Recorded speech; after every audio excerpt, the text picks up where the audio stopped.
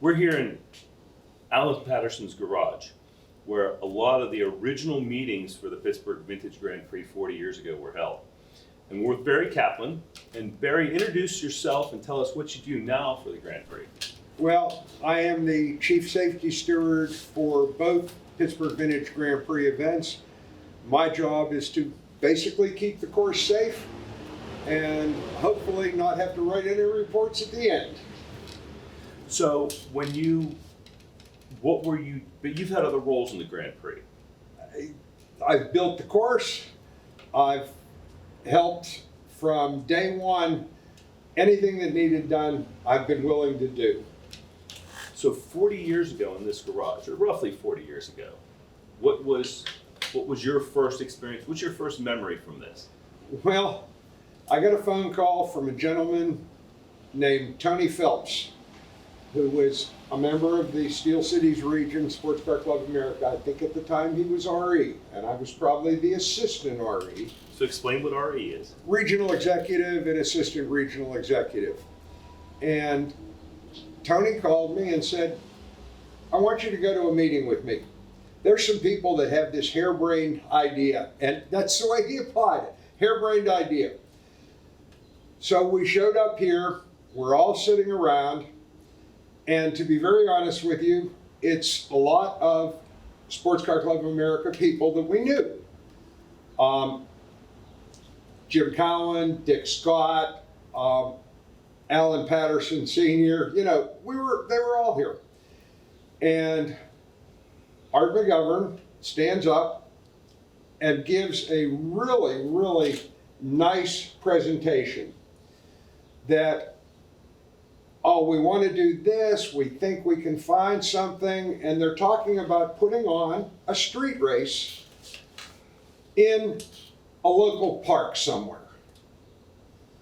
And we're all thinking, Tony says, maybe North Park, maybe South Park, and maybe somebody knows somebody at the county. And Mr. McGovern keeps pushing and presenting and stuff, and did a beautiful job selling the idea. And to be very honest with you, Tony and I were sitting next to each other, and Tony goes, and the final question, I think, before he made his comment to me was, they'll probably never find a place because nobody's going to let us have a park. And Art said, if we found a place, could you guys as SCCA, because we're the only ones that really had any experience putting on races, put it on? And Tony kind of goes, they'll never find a spot. Yes, we probably they'll never find a spot, but they'll never find a spot. They'll never be approved for the city. Right. Well, they'll never be approved for a race anywhere in the Western Pennsylvania area. And he says, they'll probably never find a spot. Nobody will ever give them permission. We could do it, but they're not going to be able to find something. Okay. So Tony says, yeah, we could probably do it. And the look on our faces probably, my chin was probably down to where my stomach was when Art says, well, the mayor has given us permission for Shenley Park. And we kind of went, what did we just commit to? And if you talk about being suckered into something, it was probably the best suckered into an event we have ever had. They told us it would be for charities. They said who they were talking with, Myron and Myron Cope, and they were talking about the Allegheny Valley School. At that time, it was just the Allegheny Valley School for exceptional children. Now they've branched out into much more. And the Autism Society, because Myron Cope had an autistic daughter, I think. And we said, the charities are worth it. And here we are, and I hate to say it this way, 40 years later. Right. And whoever expected that from Art pitching this to us and us, and I hate to say begrudgingly saying yes, because we never thought they would do it. We're here today. And with the money we've raised, I couldn't buy, they couldn't pay me enough to do this, what we do, and kill ourselves every weekend to put this on, but the charities make it all worthwhile. And that's what we do it for. And it's been worth it for 40 years. That's wonderful.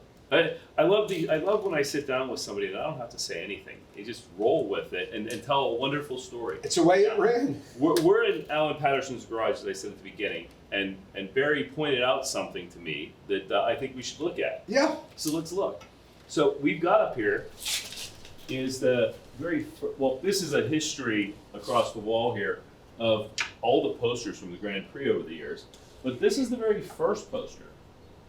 And go ahead, I'll let you Yeah, direct. this is the first poster for a one-day race event. And if you notice, this picture next to it is the car in 1981 at Road Atlanta that Alan was racing. And it's the same picture we used to do the poster that year. You can even just barely see the corner workers as he passed them, right behind the GP side. And I will say, 40 years ago, when I sat here and took my hat off, I had hair. See what 40 years has done? Nice. But it's all been worth it. But that is an amazing replication.